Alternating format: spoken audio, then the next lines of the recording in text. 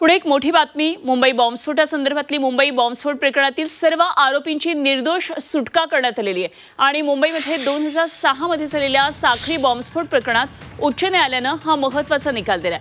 मुंबईतल्या लोकल ट्रेनमध्ये झालेल्या या साखळी बॉम्बस्फोटात 209 जणांचा मृत्यू झाला होता आणि 800हून अधिक जण जखमी झाले होते। मात्र उच्च न्यायालयानं या प्रकरणातील सर्व 11 आरोपींना आता निर्दोष सोडले। त्यामुळे तपास यंत्रणांना हा एक मोठा झटका आहे। यामधल्या 12 आरोपींपैकी एका आरोपीचा कोरोनामध्ये मृत्यू झाला होता। त्यामुळे उर्वरित 11 आरोपींची आज आता कोर्टानं निर्दोष मुक्तता केली आहे आणि या 5 जणांची फाशीतून तर 7 जणांची जन्मठेपेतून सुटका झाली आहे। न्यायालयामध्ये योग्य प्रकारे पुरावे सादर न करता आल्यामुळे हायकोर्टानं हा निकाल दिलाय।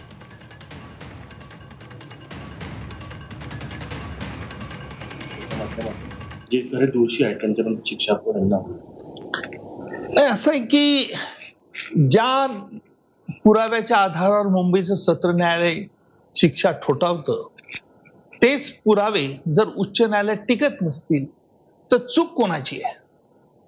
कायद्याचं विश्लेषण करण्यात चूक झाली का तपास यंत्रणेने चुकीचा पुरावा गोळा केला होता? यावरती ते काही जे पोस्टमॉर्टम व्हायचं असेल ते होईल यथावकाश, परंतु आज मुक्तता होणं माझ्या मते ही गोष्ट गंभीर आहे आणि मला खात्री आहे की सरकार या बाबतीत सर्वोच्च न्यायालयात अपील त्वरित दाखल करेल।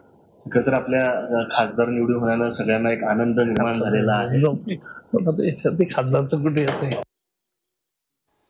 तर उज्ज्वल निकम यांची ही प्रतिक्रिया आपण पाहिली, निश्चितच हे अत्यंत धक्कादायक आहे आणि सरकार याबाबत गांभीर्यानं हे सगळी बाब घेईल आणि सुप्रीम कोर्टामध्ये या संदर्भात पुढे जाईल असं उज्ज्वल निकम यांनी प्रतिक्रिया दिली आहे। तेव्हा कोर्टानं नेमकं आज काय म्हटलेलं आहे ही निर्दोष मुक्तता करताना तेही पाहूया आपण।